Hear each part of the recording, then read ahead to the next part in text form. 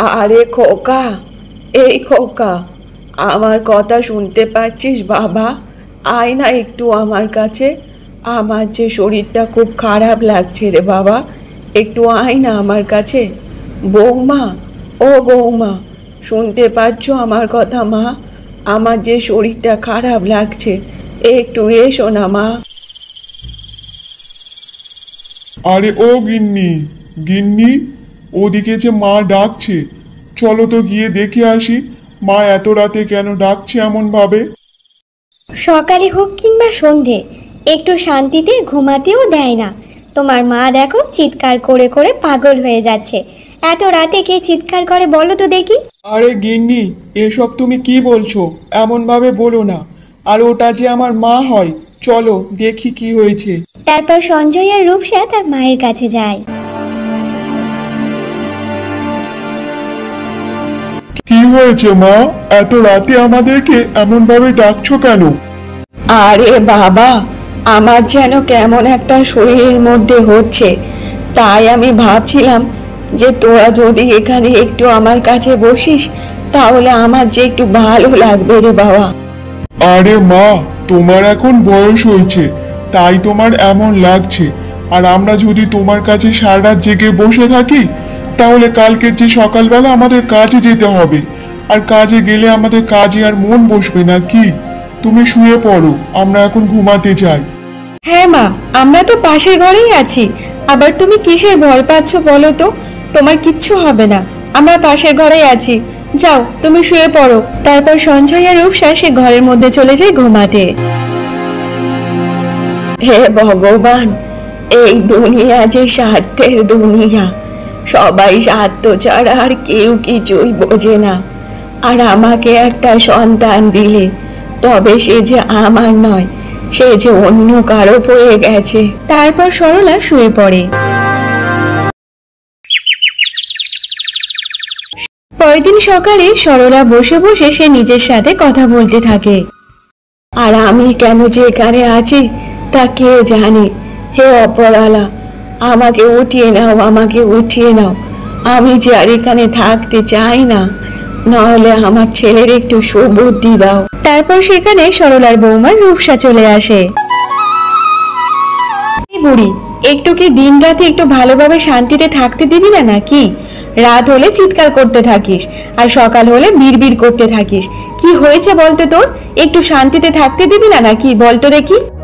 দেখো বৌমা, তোমরা তো সারা দিন রাতে শান্তিতেই থাকো, আর আমি তো অনেক কষ্টের মধ্যে থাকি। আজকে যদি আমার স্বামী বেঁচে থাকতো তাহলে আমাকে এত কষ্ট পেতে হতো না। হ্যাঁ হ্যাঁ, বুড়ির কথা শোনো একবার। যদি বুড়ো বেঁচে থাকতো তাহলে তোমাকে নিয়ে চাঁদ দেখাতে নিয়ে যেত, তাই না? সেই তো, সকালবেলা ওঠার পর তোর মুখ দেখলেই আমার দিনটাই খারাপ যায়। কেন সকাল সকাল উঠে কি অন্য জায়গায় চলে যেতে পারিস না নাকি? বৌমা, তুমি এমন ভাবে বলছো কেন? এত অহংকার ভালো নয়।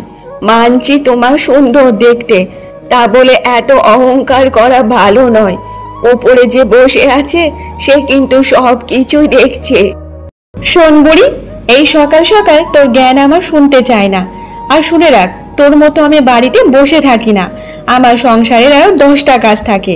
আর হ্যাঁ, যদি তোর ভাত তরকারি খেতে হয় তাহলে মাঠে থেকে গিয়ে সবজি তুলে নিয়ে আয়, তারপর তোকে খেতে দেব। তাহলে আজকে সারাদিন তুই ভাত পাবি না, বুঝেছিস? রূপসা তার শাশুড়ি মাকে এমন উল্টোপাল্টা কথা শুনিয়ে ওখান থেকে চলে যায়।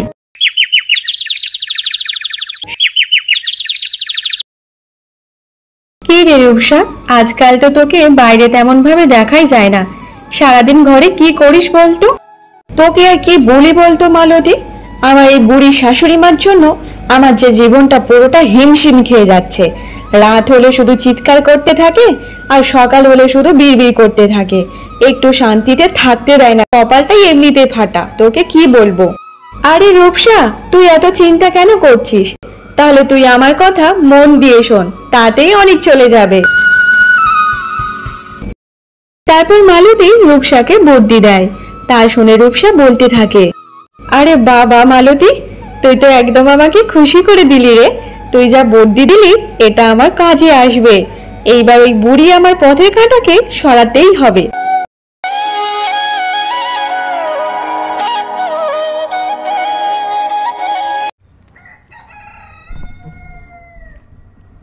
যখন সঞ্জয় বাড়িতে থাকছিল না তখন সঞ্জয়ের মাকে রূপসা খুব মারা মারতো আর তার উপর অনেক অত্যাচার করত।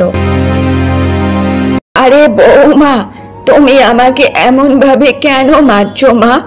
আমি তো তোমার কোনো ক্ষতি করিনি, তাহলে তুমি এমন ভাবে কেন মারছো? একবার তো দেখো আমার বয়সটা কেমন হয়েছে, তার উপর যদি এমন মারো আমার যে শরীরে আর কিছু থাকবে না মা। দেখ বুড়ি, তোর এইসব কথায় টেনে আমি গলে যাব না, আর তোর ওপর আমার কোনো দয়া মায়া নেই, বুঝেছিস? আর হ্যাঁ, তুই যতদিন না মরবি ততদিন আমি শান্তিতে থাকতে পারবো না। আর আজকে তোকে আমি ছেড়ে দিলাম, যদি কোনোদিন এই ব্যাপারটা তোর ছেলের কানে তুলিস তাহলে সেই দিন হবে তোর শেষ দিন, বুঝেছিস? আরে গিন্নি, তুমি এমন ভাবে সারাদিন মুখ গোমড়া করে কেন বসে থাকো বলো তো? একবার তো দেখো বাড়ির অবস্থা কেমন। তুমি যদি কাজকর্ম না করো তাহলে বাড়ির অবস্থা কেমন থাকবে বলো তো দেখি। হ্যাঁ সেটাই তো, তুমি আর আমার চিন্তা কোথায় করবে বলো? আমি মরলাম কিংবা বাঁচলাম সেটা তো তোমার কোনো যায় আসে না। তুমি তো সবসময় তোমার বাড়ি নিয়েই চিন্তা করো, তাই না? আরে না না গিন্নি, তুমি এমন ভাবে বলো না। তারপর রূপসা মনে মনে ভাবতে থাকে, হ্যাঁ এটাই আমার সুযোগ। মালতী আমাকে যা যা বলেছে এবার ওটাকে কাজে লাগাতে হবে। দেখো, তুমি যদি সত্যি আমাকে ভালোবেসে থাকো তাহলে কালকে যেন তোমার ওই বুড়ি মাকে আমাদের বাড়িতে আর না দেখতে পাই, এটাই আমার শেষ কথা। আরে গিন্নি, এসব তুমি কি বলছো বলো তো? আমার মায়ের যে বয়স হয়েছে, আর এই দুনিয়াতে আমি ছাড়া আমার মায়ের যে আর কেউ নেই। দেখো, আমি ওসব কথা শুনতে চাই না। তুমি যদি এই ঘরটাকে হাসি খুশিতে দেখতে চাও তাহলে আমি তোমাকে যেটা বলছি সেটা শোনো, তা না হলে আমি এখানে আর থাকবো না। সঞ্জয়ের কাছে রূপসার কথা মেনে নেওয়া ছাড়া আর কোনো উপায় ছিল না। আচ্ছা ঠিক আছে রূপসা, তুমি এত রাগ করো না, বলো আমাকে কি করতে হবে। দেখো, যতদিন না তোমার মা মারা যাবে ততদিন আমরা খুশিতে থাকতে পারবো না। যদি আমাদের খুশিতে থাকতে হয় তাহলে তোমার বুড়ি মাকে মারতে হবে। আর হ্যাঁ, যদি তোমার দ্বারা এই কাজটা সম্ভব না হয় তাহলে তুমি আমাকে বলে দাও, আমি এখান থেকে চলে যাব এক্ষুনি। রূপসার কথা শুনে সঞ্জয় কিছুক্ষণ ভাবতে থাকে, তারপর সে ভেবে তারপর বলতে থাকে, দেখো গিন্নি, তুমি যে কথাটা বলেছো সেটা কিন্তু একদম ঠিকই কথা বলেছো। তবে একটা কথা, আমিও চাই এই বুড়ি যেন মারা যায়। তবে যদি আমি এই বুড়িকে মেরে দিই তাহলে তো সবাই জানতে পারবে। আরে তুমি এত বেশি ভয় পাও কেন বলো তো? তুমি একটুতে বেশি বেশি ভয় পেয়ে যাও। শোনো, ভয় পাওয়ার কোনো দরকার নেই। আমি যেমন যেমন ভাবে তোমাকে বলবো তুমি তেমন তেমন ভাবে করবে, ঠিক আছে? তারপর রূপসা কি কি করতে হবে না হবে তাই সঞ্জয়কে সব কথা বলে। সকাল হয়ে যাওয়ার পর সঞ্জয় তার মাকে বলতে থাকে, এই বুড়ি, এই গাড়িতে উঠে বস, আমি তোকে এক জায়গায় নিয়ে যাব। কিন্তু বাবা, তুই আমার সাথে এমন ভাবে কেন ব্যবহার করছিস?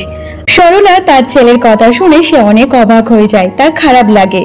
তাই সে কোনো কিছু কথা না বলে চুপচাপ গাড়ির মধ্যে বসে পড়ে যায়।